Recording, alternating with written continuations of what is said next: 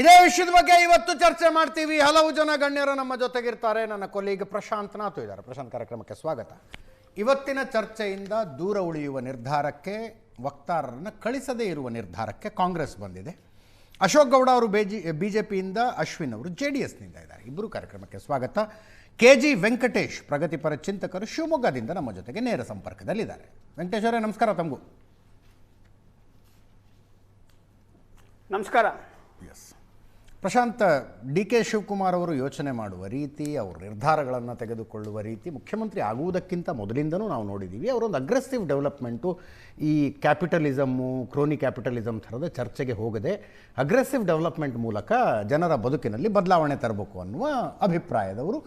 ಅವರು ಅದಾನಿನ ಮೀಟ್ ಮಾಡೋದು ನನಗೇನು ಆಶ್ಚರ್ಯ ಅನ್ನಿಸ್ತಾ ಇಲ್ಲ. ಅಂಬಾನಿ ಅವರ ಮಗನ ಮದುವೆಗೂ 2-3 ದಿವಸ ಹೋಗಿದ್ರು ಅವರು. ನನಗೇನಿದು ಆಶ್ಚರ್ಯ ಅನ್ನಿಸ್ತಾ ಇಲ್ಲ. ಆಶ್ಚರ್ಯ ರಾಹುಲ್ ಗಾಂಧಿಯವರ ನಿಲುವು ಮತ್ತು ಅದಕ್ಕೆ ತದ್ವಿರುದ್ಧವಾಗಿ ನಡೆದುಕೊಳ್ತಾ ಇರುವ ರೀತಿಯ ಬಗ್ಗೆ.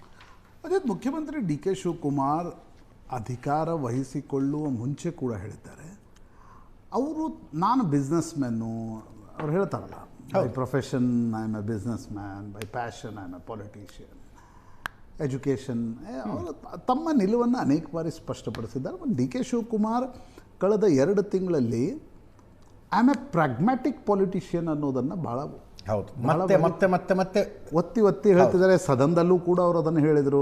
ರೈಟ್, ನಾನೊಬ್ಬ ಪ್ರಾಗ್ಮ್ಯಾಟಿಕ್ ಇದ್ದೀನಿ, ನಾನು ಫ್ಲೆಕ್ಸಿಬಲ್ ಇದ್ದೀನಿ. ಅವರು ಕುಂಭಮೇಳದ ಸಂದರ್ಭದಲ್ಲೂ ಕೂಡ ನೋಡಿ, ನೀವು ರಾಷ್ಟ್ರೀಯ ಕಾಂಗ್ರೆಸ್ ತೆಗೆದುಕೊಂಡಿರ್ತಕ್ಕಂಥ ನಿಲುವಿಗೂ DK Shivakumar he is unapologetic. Correct, yes. ಹಾಗಾಗಿ ಬಿಸ್ನೆಸ್ ಮ್ಯಾನ್ಗಳನ್ನು ಒಂದು ರೀತಿ ಕ್ಯಾಪಿಟಲಿಸಮನ್ನೇ ಕ್ರೋನಿ ಕ್ಯಾಪಿಟಲಿಸಮ್ ಅನ್ನುವ ರೀತಿಯಲ್ಲಿ ನೋಡುವ ಸೋಷಿಯಲಿಸ್ಟ್ ಎರಾದಲ್ಲಿ ನಾವು ಬದುಕ್ತಾ ಇಲ್ಲ ಅನ್ನೋದು DK ಶಿವಕುಮಾರ್ಗೆ ಚೆನ್ನಾಗಿ ಅರಿವಿದೆ. ನೋಡಿ, ಇದು ಹಿಂದೊಂದು ಕಾಲವಿತ್ತು ಭಾರತದಲ್ಲಿ. ಬಹುತೇಕ ನಾವು ಬ್ರಿಟಿಷರ ಆಡಳಿತದಲ್ಲಿ ಶತಮಾನಗಳ ಕಾಲ ಇದ್ದಿದ್ದರಿಂದಲೋ ಏನೋ ನಾವು ಯಾವಾಗ ಸ್ವತಂತ್ರವನ್ನು ಪಡೆದ್ವಿ, ನಾವು ಸೋಷಿಯಲಿಸ್ಟ್ ಮಾಡೆಲನ್ನು ಅಪ್ಕೊಂಡ್ವಿ. ಯಾಕಂದರೆ ತುಂಬ ಬಡತನ ಭಾರತದಲ್ಲಿತ್ತು. ಎಕ್ದಮ್ ಕ್ಯಾಪಿಟಲಿಸಮ್ಗೆ ಹೋಗ್ಲಿಕ್ಕೆ ಸಾಧ್ಯ ಇರಲಿಲ್ಲ. ಫೆಬಿಯನ್ ಸೋಷಿಯಲಿಸಮ್ನ ಒಂದು ಪಂಡಿತ್ ನೆಹರೂರ ಪ್ರಭಾವದ ಕಾರಣದಿಂದಾಗಿ ನಾವು ಸೋಷಿಯಲಿಸ್ಟ್ ಇದ್ವಿ. ಸರ್ಕಾರವೂ ಸೋಷಿಯಲಿಸಮ್ ಥಿಂಕ್ ಮಾಡ್ತಿತ್ತು, ವಿಪಕ್ಷಗಳು ಕೂಡ. ಯಾಕಂದರೆ ಈಗ ತುರ್ತು ಪರಿಸ್ಥಿತಿಯ ನಂತರ ಜಾರ್ಜ್ ಫರ್ನಾಂಡಿಸ್ ಬಂದರು. ಏನು ಮಾಡಿದರು ಅವರು? ಮೊದಲು ಕೋಕಾ ಕೋಲಾವನ್ನು ಭಾರತದಿಂದ ಹೊರಗಟ್ಟುವ ಕೆಲಸವನ್ನು ಮಾಡಿದರು. ಅದು ವ್ಯಾಪಕ ಪ್ರಶಂಸೆಗೂ ಕೂಡ ಒಳಗಾಗಿದೆ. ಹೌದು, ದಟ್ ವಾಸ್ 1977. ಆದರೆ ಇದು 1991ರಲ್ಲಿ ನಮ್ಮ ಬಳಿ ಆಯಾತ ನಿರ್ಯಾತಕ್ಕೂ ದುಡ್ಡು ಇಲ್ಲದೆ ಇರತಕ್ಕಂಥ ಸಂದರ್ಭದಲ್ಲಿ ಬಂಗಾರನ ಅಡಿವಿಟ್ಟು, ನಂತರ ನಾವು IMF ಪ್ರೆಷರ್ನ ಕಾರಣದಿಂದ, ವಿಶ್ವ ಬ್ಯಾಂಕ್ನ ಪ್ರೆಷರ್ನ ಕಾರಣದಿಂದ ಏನೊಂದು ಮಾರ್ಕೆಟ್ಗೆ ನಮ್ಮ ಭಾರತವನ್ನು ಓಪನ್ ಮಾಡಿದ್ವಿ. ಅದಾದ ನಂತರ ಇವತ್ತಿನ ವಾಸ್ತವ ಏನಂತಂದರೆ, ಸರ್ಕಾರಕ್ಕಿಂತ ಎಷ್ಟೋ ಪಟ್ಟು ಹೆಚ್ಚು ನೌಕರಿಗಳನ್ನು, ವೆಲ್ತನ್ನು ಖಾಸಗಿ ಕಂಪ್ನಿಗಳು ಭಾರತದಲ್ಲಿ ತಯಾರು ಮಾಡ್ತಾರೆ.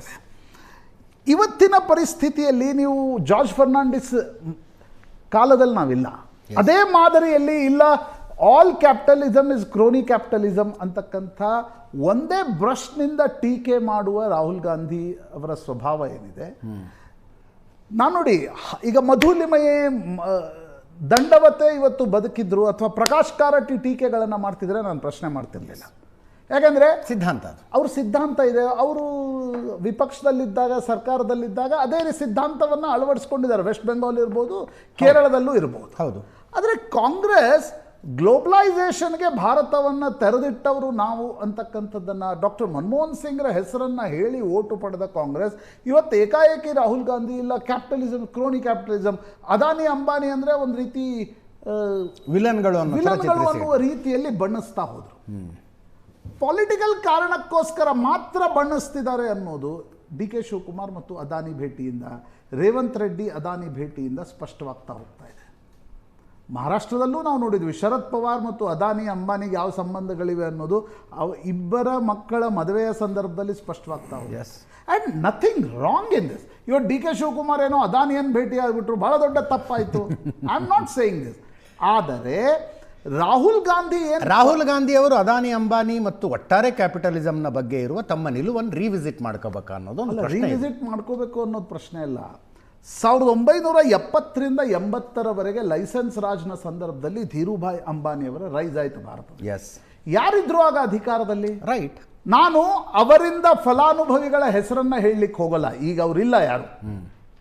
ಆದರೆ ಧೀರುಭಾಯ್ ಅಂಬಾನಿ 70ರಿಂದ 80ರವರೆಗೆ ಅವರ ಮೆಟಾರಿಕ್ ರೈಸ್ ಏನಿತ್ತು ಆ ಕ್ರೆಡಿಟ್ ಕಾಂಗ್ರೆಸ್ಗೆ ಹೋಗುತ್ತೆ ಅನ್ನೋದು ಅನೇಕ ಬಾರಿ ಧೀರುಭಾಯ್ ಅಂಬಾನಿಯವರೇ ಹೇಳ್ಕೊಂಡಿದ್ದಾರೆ. ಎಸ್, ಮ್ಯಾನುಫ್ಯಾಕ್ಚರಿಂಗ್ ಕಾಂಟ್ರಾಕ್ಟ್ಸ್ಗಳು, ಬೇರೆ ಬೇರೆ ಕಾಂಟ್ರಾಕ್ಟ್ಸ್ಗಳು ಹೇಗೆ ದೊರಕಿದ್ವು ಅಂತಕ್ಕಂಥದ್ದು. ಹೀಗಿರುವ ಪರಿಸ್ಥಿತಿಯಲ್ಲಿ ನೋಡಿ, ಇದರಲ್ಲಿ 2 ವಿಷಯಗಳಿವೆ ಅಜಿತ್. ನಾವು ಕ್ಯಾಪಿಟಲಿಸಮನ್ನು ನೋಡುವಾಗ ನೋಡಿ, ಭಾರತ ಅಮೆರಿಕಾದ ಮಾದರಿಯಲ್ಲಿ ಸಂಪೂರ್ಣ ಕ್ಯಾಪಿಟಲಿಸಮ್ ಇಲ್ಲಿ ನಡೆಯಲ್ಲ. ಇಲ್ಲೊಂದು ಮಧ್ಯಮ ಮಾರ್ಗದ ಅವಶ್ಯಕತೆ ಇರುತ್ತೆ.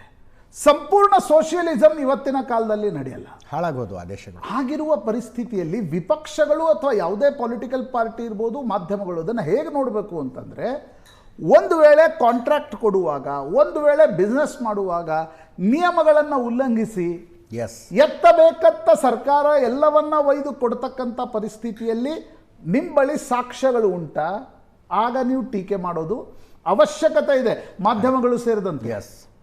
ಎರಡನೇ ಬದಿಯಲ್ಲಿ ಎಲ್ಲ ಉದ್ಯಮವನ್ನು ನಡೆಸ್ತಾ ಇರ್ತಾರಪ್ಪ, ಅವ್ರನ್ನ ಒಂದೇ ಬ್ರಷ್ನಲ್ಲಿ. ಈಗ ನಾವು ಎಜುಕೇಷನ್ ಮಾಫಿಯಾ ಅಂತೀವಿ. ಎಜುಕೇಷನ್ ಮಾಫಿಯಾ ಅಂದ ತಕ್ಷಣ ಅರೆ ಈಗ KLE ಸಂಸ್ಥೆ ಇಲ್ದಿದ್ರೆ ನಾನು ಈ ಉತ್ತರ ಕರ್ನಾಟಕದವ್ರು ಪಡಿಲಿಕ್ಕೆ ಸಾಧ್ಯ ಆಗ್ತಿರ್ಲಿಲ್ಲ. ಈ ಮಠ ಸ್ಪೆಷಲಿ ಲಿಂಗಾಯತ ಮಠಗಳು ಇರದೇ ಇದ್ರೆ ಉತ್ತರ ಕರ್ನಾಟಕದಂಥ ಹಿಂದುಳಿದ ಪ್ರದೇಶದಲ್ಲಿ ನಿಮಗೆ ಶಿಕ್ಷಣವೇ ಸಿಗ್ತಾ ಇರಲಿಲ್ಲ.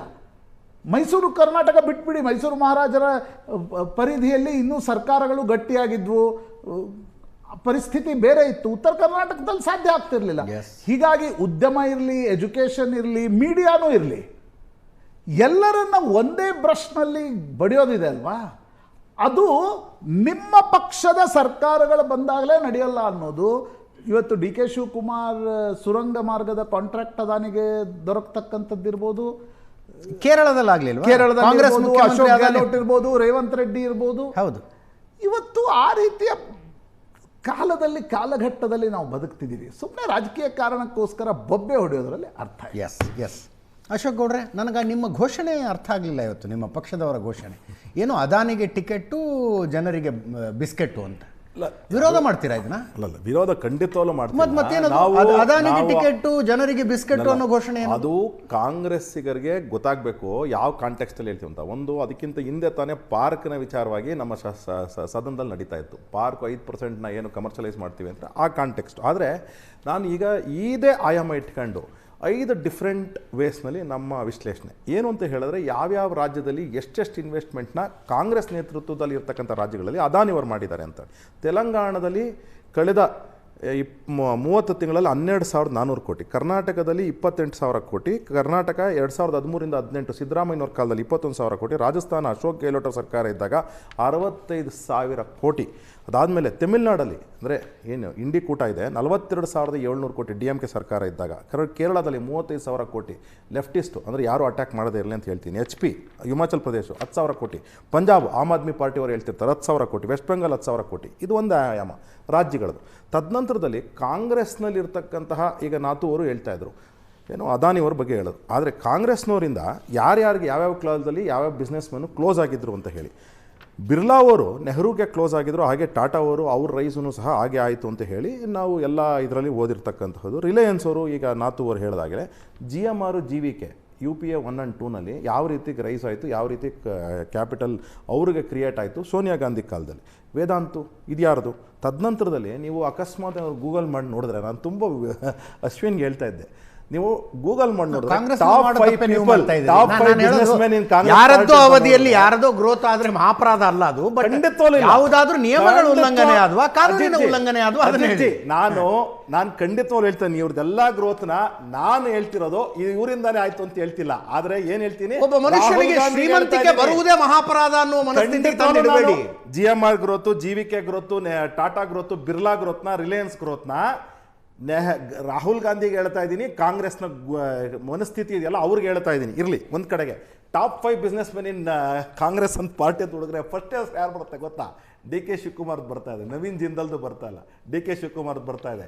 ಇದನ್ನು ನಾವು ಅಬ್ಸರ್ವ್ ಮಾಡಬೇಕು. ಅಂದರೆ ಅರ್ಥ ಏನು ಅಂದರೆ, ಕ್ಯಾಪಿಟಲಿಸಮ್ ಅಂತಂದರೆ ಏನು ಅಂತ ಹೇಳಿ DK ಶಿವಕುಮಾರ್ ಅರ್ಥ ಮಾಡ್ಕೊಂಡು ಮಾಡ್ತಾವ್ರೆ ಬಿಸ್ನೆಸ್. ನಮಗೇನು ತೊಂದರೆ ಇಲ್ಲ, ನಾವು ಹೇಳ್ತಿರ್ತಕ್ಕಂಥದ್ದು ಇವರ ಮನಸ್ಥಿತಿಗೆ ಹೇಳ್ತಾ ಇದ್ದೀವಿ. ಜೊತೆಗೆ ಇನ್ನೂ ಒಂದು ಇಂಪಾರ್ಟೆಂಟ್ ವಿಚಾರ ಏನು ಗೊತ್ತಾ, ಎಲ್ಲದಕ್ಕಿಂತ ಅಂದರೆ 5ನೇ ಇಂಪಾರ್ಟೆಂಟು, ಏನು ಬಿಸ್ನೆಸ್ ಮಾಡದೆ ಅಷ್ಟು ನಾನು ಏನು ಹೇಳ್ತಾ ಇಲ್ಲ ರಾತೋಜಿ, ಖಂಡಿತವಾಗ್ಲೂ ಹೇಳ್ತಾ ಇದ್ದೀನಿ, ನಾನು ಬಿಸ್ನೆಸ್ ಮ್ಯಾನೆ ಆಯ್ತಾ. ಈಗ ಇಲ್ಲಿ ಕೂತ್ಕೊಂಡವ್ರು ಅಶ್ವಿನ್ ಅವರು ಬಿಸ್ನೆಸ್ ಮ್ಯಾನೆ, ನಮ್ಗೇನು ಪ್ರಾಬ್ಲಮ್ ಇಲ್ಲ. ನಾವು ಹೇಳ್ತಿರ್ತಕ್ಕಂಥದ್ದು ರಾಹುಲ್ ಗಾಂಧಿ ಏನು ಅಟ್ಯಾಕ್ ಮಾಡ್ತಾರಲ್ಲ ಆ ವಿಚಾರನ ಮಾತ್ರ ನಾನು ಹೇಳ್ತಾ ಇದ್ದೀನಿ. ನಾನು ಇವ್ರನ್ನ ಯಾರನ್ನೂ ಸಹ ಟೀಕಿಸ್ತಾ ಇಲ್ಲ. ಇನ್ನೂ ಒಂದು, ಲಾರೆನ್ ಆಂಡರ್ಸನ್ ಭೋಪಾಲ್ ಗ್ಯಾಸ್ ಟ್ರಾಜಿಡಿನಲ್ಲಿ ಯೂನಿಯನ್ ಕಾರ್ಬನೇಟ್ ಇದ್ದಾಗ ಯಾವ ರೀತಿ ಬಿಡುಗಡೆ ಆದರೂ ಇದನ್ನೂ ಸಹ ತಿಳ್ಕೊಳ್ಳಿ. ಅನೇಕ ಪುಸ್ತಕಗಳಿವೆ ಅದಕ್ಕೆ. ಇದು ನಮ್ಮ ಬೋಫರ್ ಇದರಲ್ಲಿ ಮ್ಯಾರೆಟ್ ಆರೆಡೋ ಅವರು ಯಾವ ರೀತಿ ಬಿಡುಗಡೆ ಆದರೂ ಇದನ್ನೂ ಸಹ ಪತ್ರಿಕೆಗಳಲ್ಲಿ ಮತ್ತು ಪುಸ್ತಕಗಳಲ್ಲಿ ಓದ್ಕೊಳ್ಳಿ. ಕಾಂಗ್ರೆಸ್ಸಿನ ಮೈಂಡ್ ಸೆಟ್ ಏನಿದೆ ಇಲ್ಲಿ ಇವತ್ತಿನ ರಾಹುಲ್ ಗಾಂಧಿ ಇವ್ರಿಗೆ ಹೇಳ್ತಾ ಇದ್ದೀನಿ ನೋಡಿ, ಅವರುಗಳು ಕೇಸ್ ಬುಕ್ ಆಗಿತ್ತು. ಇದೇ ಕೇಸ್ ಬುಕ್ ನಿಮ್ ಕಾಲದಲ್ಲೇ ಓಡೋದ್ರು ತಾನೆ? ಇಲ್ಲ, ಖಂಡಿತವಲ್ಲೂ ಇಲ್ಲ. ಯಾವಾಗ ಹೇಳಿದ್ದು ನೀವು ಹೇಳ್ತಿದ್ರಾ? ನೀವು 89 ಅವ್ರ ಮೇಲೆ ಕೇಸ್ ಬುಕ್ ನೀರವ್ ಮೋದಿ ಯಾವ ನೀರವ್ ಮೋದಿ ಓಡೋಗಿದ್ದು ಯಾವಾಗ? ನಮ್ಮ ಸರ್ಕಾರ ಬಂದಾಗ ಓಡೋದ್ರು. ಏನಕ್ಕೆ ಓಡೋದ್ರು ನೀವು? ಅದ್ರ ಬಗ್ಗೆ ಆಯ್ತು, ನಿಮ್ ಸರ್ಕಾರ ಬಂದಾಗ ಓಡೋದವ್ರಿಗೆಲ್ಲ ಜಸ್ಟಿಫಿಕೇಶನ್, ಅವ್ರ ಸರ್ಕಾರ ಬಂದಾಗ ಓಡೋದಾಗ ಒಂದ್ ನಿಮಿಷ ಇದರಲ್ಲಿ ಡಿಫರೆನ್ಸ್ ಇರೋದು. ನಾನು ನೀರವ್ ಮೋದಿ ಬಗ್ಗೆ ಆಗಲಿ ಅಥವಾ ವಿಜಯ್ ಮಲ್ಯ ಬಗ್ಗೆ ಇವರೆಲ್ಲ ಬೇರೆ ರೀತಿಯ angle. Lauren Anderson Bhopal gas tragedy ಬಗ್ಗೆ ತುಂಬ ವಿಶ್ಲೇಷಣಕರವಾಗಿ ನಾನು ಓದ್ಕೊಂಡಿದ್ದೀನಿ ಆಯ್ತಾ. ಡೀಟೈಲ್ ಆಗಿ ಪುಸ್ತಕ ಓದಿದ್ದೀನಿ. ಭೋಪಾಲ್ ಗ್ಯಾಸ್ ಟ್ರಾಜಿಡಿ ಅಂತಾನೆ ಒಂದು ಪುಸ್ತಕ ಇದೆ, ಅದೇ ಓದಿದ್ದೀನಿ. ಅದರಲ್ಲಿ ಏನಾಗುತ್ತೆ ಅಂದ್ರೆ ಕೇಸ್ ಬುಕ್ ಆಗುತ್ತೆ. 30 ಸೆಕೆಂಡ್ಸ್ ಕೊಡಿ. ಕೇಸ್ ಬುಕ್ ಆಗುತ್ತೆ. ಕೇಸ್ ಬುಕ್ ಆದಾಗ ಅವ್ರು ಕೇಸ್ನ ಫೇಸ್ ಮಾಡ್ತೀವಿ ಅಂತ ಹೇಳ್ತಾರೆ. ನಾನು ಬಂದು ಭಾರತದಲ್ಲಿ ಕೂತ್ಕೊಂಡು ಕೇಸ್ ಫೇಸ್ ಮಾಡ್ತೀನಿ ಅಂತ ಹೇಳಿದ್ರೆ, ಇದೇ ಕಾಂಗ್ರೆಸ್ಸಿನ ಹಿರಿಯ ನಾಯಕರುಗಳು ಪಾರ್ಲಿಮೆಂಟಲ್ಲಿ ಇದ್ದಂಥವರು ಅವ್ರಿಗೆ ಹೋಗಿ ಹೇಳ್ತಾರೆ, ನೀವು ಇವತ್ತು ಓಡಿ ಇನ್ನು ಬನ್ನಿ ಅಂತ ಹೇಳಿ. ಬರೋದು ಇಲ್ಲ. 3,000 ರೂಪಾಯಿಗೆ ಇವ್ರಿಗೆ ಒಂದು ಕಾಂಪನ್ಸೇಷನ್ ಕೊಟ್ಟಿದ್ದು. ಎಷ್ಟು ಗೊತ್ತಾ? 3,000 ಕೋಟಿಗೆ 1.5 ಲಕ್ಷ ಕೋಟಿ ಕೋರ್ಟ್ ಜಡ್ಜ್ಮೆಂಟ್ ಆಗಿದೆ. 3,000 ಕೋಟಿಗೆ ಕಾಂಪನ್ಸೇಷನ್ ಅದು ರಿಲೀಸು ಆಗಿಲ್ಲ. ಇದು fact of the matter. Congress D K Shivakumar ಅವರು ಅದಾನಿ ಭೇಟಿಯಾಗಿದ್ದನ್ನು ವಿರೋಧಿಸ್ತೀರಾ, ಬೆಂಬಲಿಸ್ತೀರಾ? ವೆರಿ ಸಿಂಪಲ್ ಇದೆ. ರಾಹುಲ್ ಗಾಂಧಿ ಉತ್ತರ ಕೊಡ್ಲಿ. ಇವತ್ತು ಕಾಂಗ್ರೆಸ್ ಅವ್ರು ಬರದೇ ಇರೋದು ರಾಹುಲ್ ಗಾಂಧಿ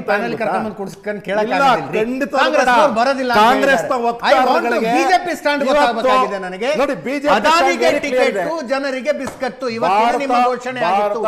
ಹಾಗಾದ್ರೆ ನೀವು ಟನಲ್ ಅನ್ನು ವಿರೋಧಿಸ್ತಾ ಇದ್ದೀರಾ? ಟನಲ್ ವಿರೋಧಿಸ್ತಾ ಇದೀವಿ. ಖಂಡಿತವಾಗ್ಲೂ ವಿರೋಧಿಸ್ತಾ ಇದ್ದೀವಿ. ಯಾಕೆ ಅಂದ್ರೆ ನೋಡಿ, ಒಬ್ಬ ಪ್ಲಾನರ್ ಆಗಿ ನಾನು ಹೇಳ್ತಾ ಇದ್ದೀನಿ.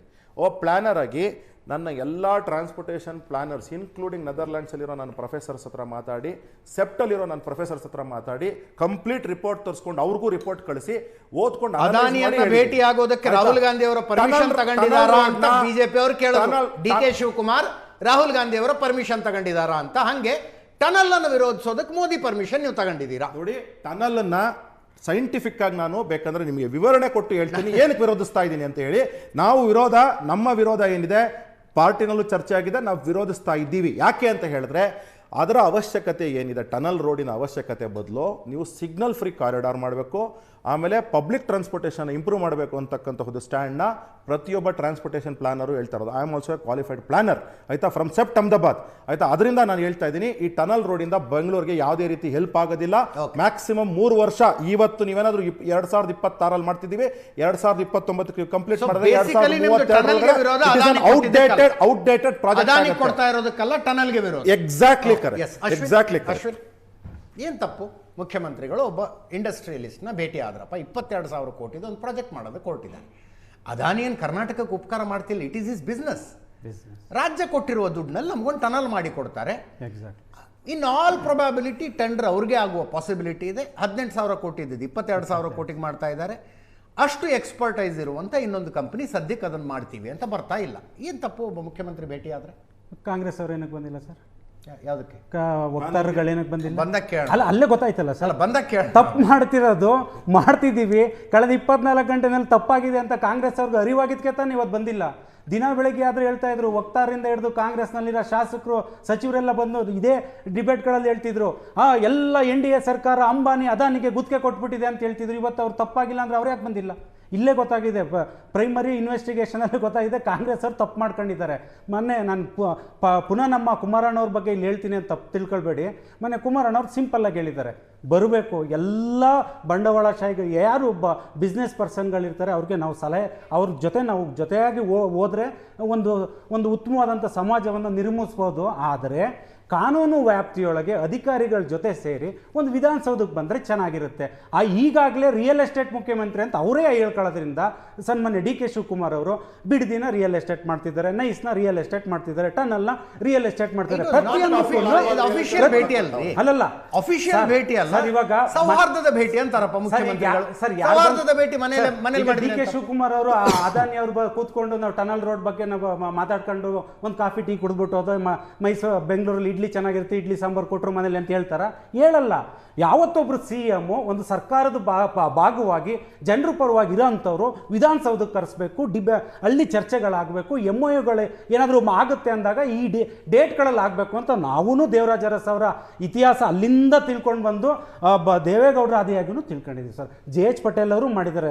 ಏನು ಬೇಡ ಸರ್, ಓದ್ಬೇಕಾದ್ರೆ ಒಬ್ಬರು ಪ್ರವೀಣ್ ಕ್ರಾಸ್ಟ್ ಅಂತ ಒಬ್ಬರು ಇಂಡಸ್ಟ್ರಿಯಲ್ ಒಂದು ಇದಕ್ಕೆ ಮೆಂಬರ್ ಆಗಿದ್ರು, ಅವರೊಂದು ವಿಚಾರ ವೇದಿಕೆ ಮಾಡಿದರು ನಾವು ಸ್ಟೂಡೆಂಟ್ಸ್ಗಳಿದ್ದಾಗ.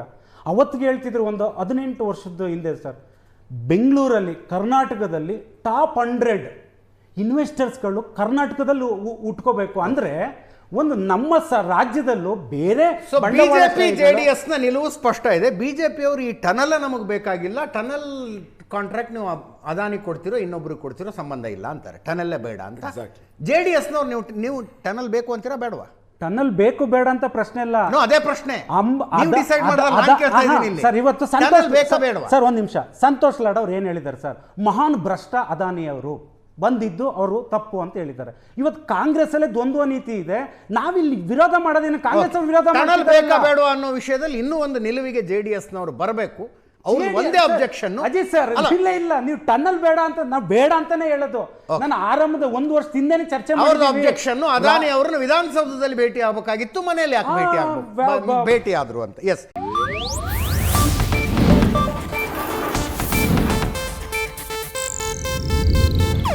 ಇದು ಏಷ್ಯಾನೆಟ್ ನ್ಯೂಸ್ ನೆಟ್ವರ್ಕ್ ಪ್ರಸ್ತುತಿ.